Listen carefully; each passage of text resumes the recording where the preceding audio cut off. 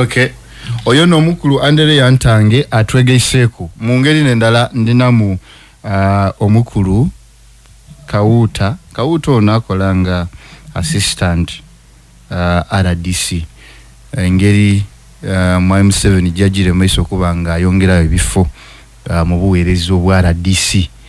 Olw'emyoga PDM n'okombaza abantu nsuubira kunatuukirira. So Mwami Kawuta nkwaniriza. Neyanziza muto wange amaina Nairobozi nize Kawuta Samuel Fule in charge Jinja district as assistant RDC. Banange mwebali kuwuliriza mwebali kuba ku NBS radio ya Ifenganzi kabiri olwo twidye tulonse paka sagedo wetu program eno wenakoma tubasaba mube kumuwulirize bulungi kubanga ebijjo okufuluma muno bidda kuba bya muganulo eyo ye muli mwebale ino kali nkwanirize ino webale kubanga munange otuse wanera watwegeitako ndakuba office eri kutambula etya nganka ikubuza Mwami RDC yatwegeise ku wano mwidinda ba assistant RDC mukusoka abantu ni baba bisamu gali kati mwingira mu bintu sekai ateka RDC ateka assistant bikutambulire bitya kuba wali okuderegerera ku njino tuwatitira okusokerera nendo kwebaza omukulembeze oweiwanga Yoweri Kaguta Museveni ensonga lwaki akulembere iwanga lino era abantu bakali kumukowa nti alengera tasobola kuleeta kintu nga kinakosa omuna Uganda yalengera yatulonda yatutaawo era tulikola emirimu bulungi bakama baifwe bano betwayagana yo mu office batugaidinze bulungi ate twabawuliriza okusokerera nendo okwebaza Katonda nti ndowooza ndi wa mukisanze wenali nakalondebwa nawe bw'owekitiibwa Richard Gulume balya ino atugemye bulungi yatwegesa emirimu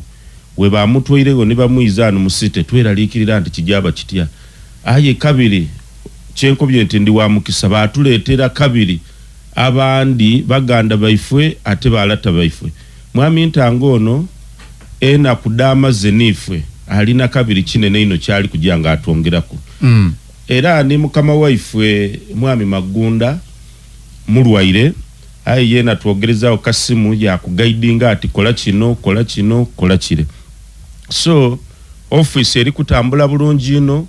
wazira tagali ate tweyongeirwa kuba senior ate abaidi emirimo abaidi busoga emirimo tulidi tambuza bulungi tubaire mu programs ningi nga tutambula district yeno nga tukole emirimo edatukobebwa era nga dilitambula bulungi era abantu bali kufuna musebo so kire kyalinga we kyokuderegira n'okuba seketerera nti ebintu byemugiremu byakidikuula byavaawo nze nduba nti saadi n'omuntu alina amagezi era abona oide abasinga balina amaisaiti babona ni Bible ekyogerako oderege mbendi kwogera kitufu okay bali kubona emirimu editambula tekirungi kwekubira ife mweni alemu titwekubira bugalabe pozo liwe nalemu ndiwe NRM kubanga yanonda chairman wa NRM appointing authority ekola kinene ino ku mulimo gwoli ikola yakulondanga chairman we nayo yakulondanga president twawulira osomesa iwanga buti yanondanga president aye kabiri president omukulembeze oweiwanga atatwala ekibina ekyenYRM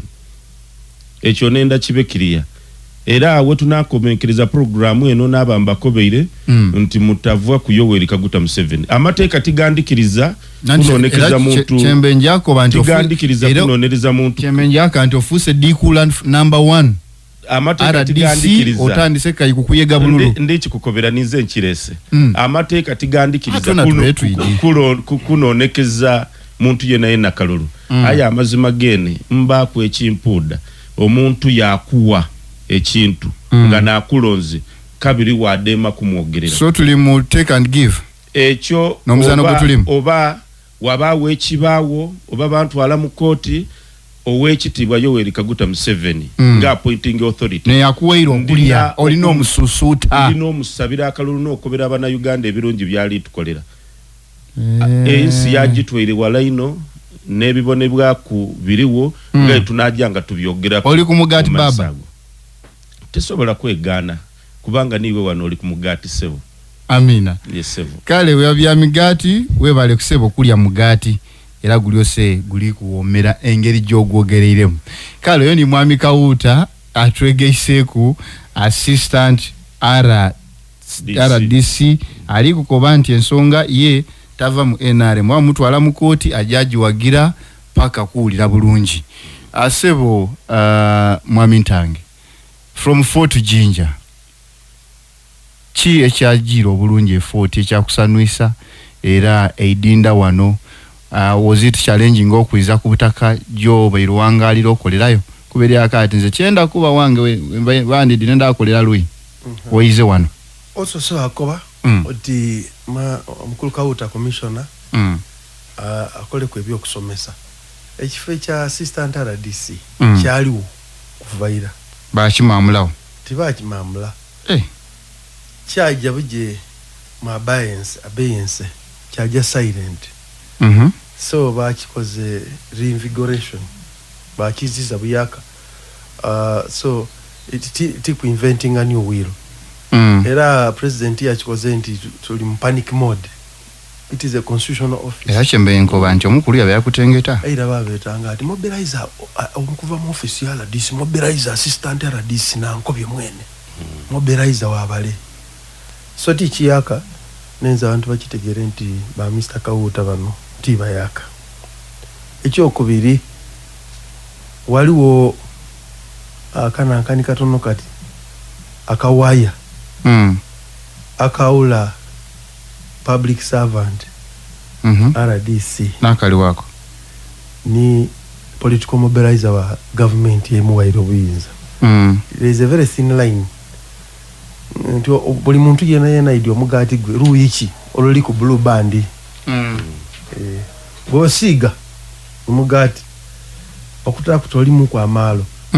nigo mama antasaidi dombi ndu idombi wabula ni wogema ayinga tutira kusiga luyiro lala aye obanisa iseyo kubiri yona agisiga luyiro lala wajimba wagati osize eno nere toba safe nzemba ni kwogera ku hygiene. Okay. Mpera no buli muntu ayidiru iki olomugati olusigerwa zesta oba butter zesta zinankende ina kwa mpera no nze mami kyagula ndogera musana ngomuloga agula sowani tayinza kunondo ba mwami besije okusinze enkolagana ife webayire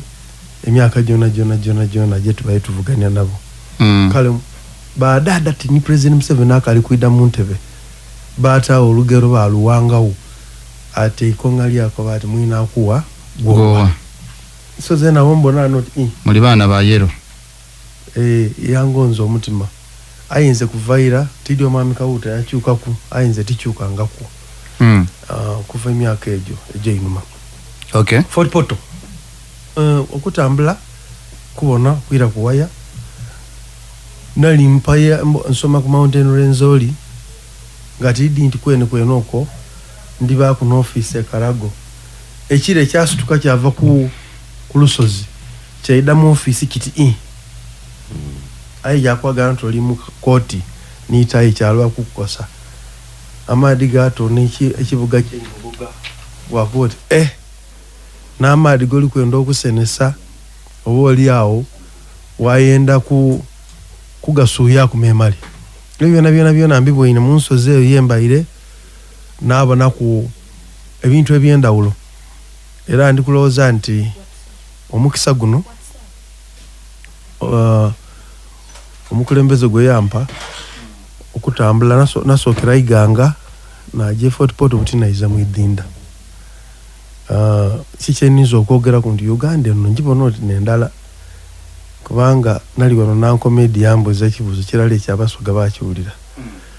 ojja wawulira abatolote baliko ati ife abatolote tweyendeza tituli oti basoga abasoga bagemye ekintu kyaibwe nga batolona balikoba embaga twagibona basoga mwendagana mukolera walala misa kirala aye ife tuli bubi aye ng'omutima gwange n'amatu bye gali kuwulira biri kukontana